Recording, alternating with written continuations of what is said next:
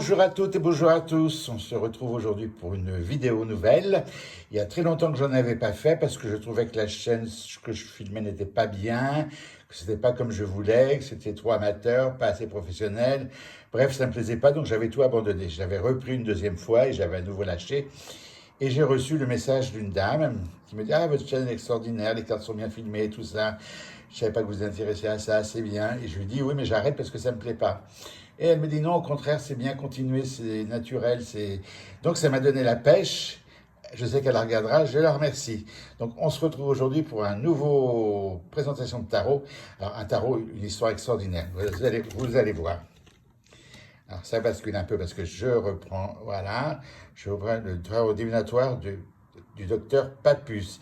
Il s'appelait docteur Ancos, il travaillait sous le nom de Papus, médecin, généraliste, un grand chercheur dans l'ésotérisme, qui a dessiné un tarot et qui a écrit des livres. Alors, un peu compliqué à faire, mais un tarot de collection qui est à la Bibliothèque nationale, qu'on trouve un peu, hélas, partout sur les sites. Alors, je ne vais pas citer les noms, mais tous les sites où on vend des jeux de tarot, d'occasion et tout ça, dans les prix de 300, 400, 500, 600 jusqu'à 1000 euros, 1500 euros, selon l'époque. Un petit livret l'accompagne. Alors moi, vous savez, pour les livrets, pour les nouveaux, et je ne sais pas si vous me connaissez, mais les livrets, je suis un peu à cheval. Je trouve que c'est toujours illisible, c'est écrit trop petit. Pour l'époque, je trouve qu'il est de bonne qualité. Voilà. Il est accompagné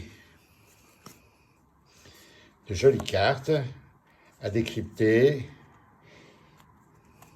Il est magique, hein. Je le voulais tellement. Donc je suis allé prier le docteur Papus et enterré au Père Lachaise.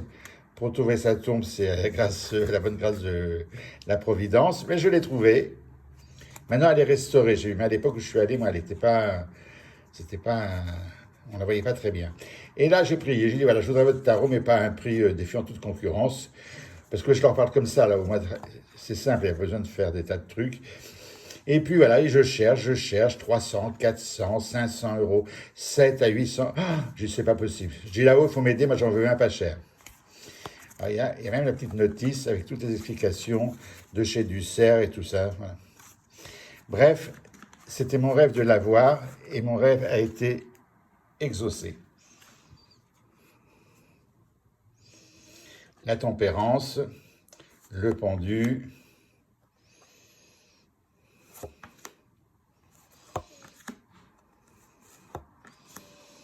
Je fais un moment de silence parce qu'il y en a qui m'ont dit que je parlais trop.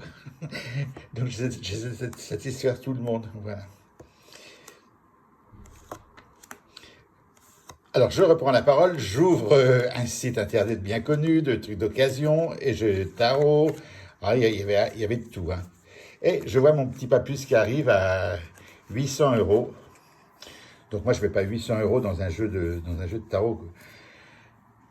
Et je cherche, et je descends, et je vois un tarot 120 euros. Je dis, c'est pour moi, c'est la Providence qui me l'envoie. Mais là, qu'est-ce qui se passe? Culpabilité. Je me dis, ce monsieur doit pas connaître la valeur de son jeu, il va se faire pigeonner, il va l'avoir. Et puis je me suis dit, après tout, tant pis, hein, c'est moi qui suis tombé dessus, c'est moi qui l'ai demandé, je prends ça comme un cadeau. Voilà, donc aujourd'hui, il est entre mes mains et je suis le plus heureux des tarologues, si on peut dire. Voilà. Il y a des chiffres hébraïques, il y a plein de symboles ésotériques, hein. Il y a un livre qui l'accompagne, je ne vais pas vous le montrer parce qu'il n'est pas dans la pièce où je suis, je n'avais pas prévu, mais qui explique les cartes, voilà.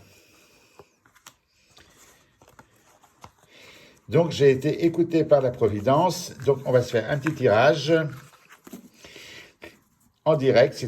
Une fois, il y en a qui m'a dit c'est truqué, c'est pas truqué, c'est en direct. Si c'était truqué, ça serait vachement bien filmé, hein, ouais. Question. Est-ce que j'ai bien fait de recommencer la chaîne?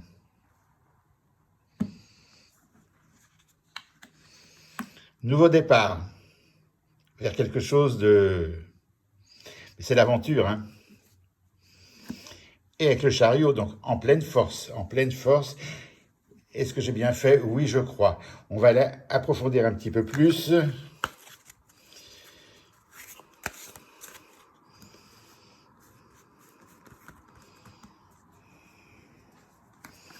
On va faire le tirage en 3. Est-ce que j'ai bien fait de reprendre le tarot,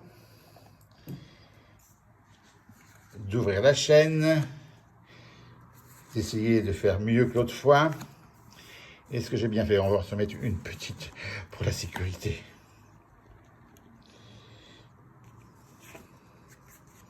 L'empereur. Donc j'y vais avec toute ma force, j'y vais avec ma volonté. J'ai des protections de là-haut pour le faire parce qu'ils m'ont donné le jeu. Les obstacles, ben, il n'y en aura pas. Enfin, ça va falloir travailler, hein, voilà. J'ai le battleur, j'ai tout en main pour les choses. Donc, il faut que je fasse un bon son avec un bon micro.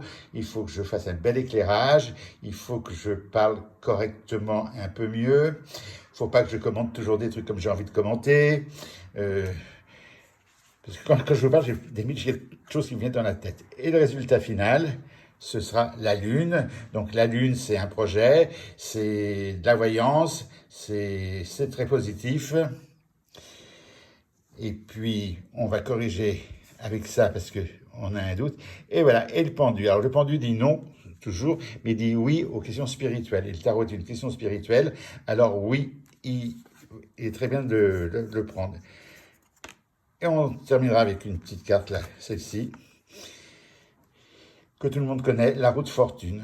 Voilà, donc c'est une belle aventure qui va commencer. Je ferai une vidéo à raison de une fois tous les 3 semaines peut-être, parce que ça prend du temps. Puis je veux bien surtout peaufiner le travail, que ce soit professionnel, mais pas amateur 100%, ni professionnel 100% non plus, que ça soit joyeux à écouter et tout ça. Les commentaires sont ouverts, je les écouterai, je les lirai tous, je répondrai pas à tout le monde parce que j'ai pas toujours le temps, mais je les lis. Les commentaires qui sont un peu agressifs de la police spirituelle, eh ben, je les effacerai, j'ai pas encore décidé où je les laisserai, vous verrez, c'est assez drôle. Voilà. Merci de votre confiance, merci à tous, et je vous dis à très vite.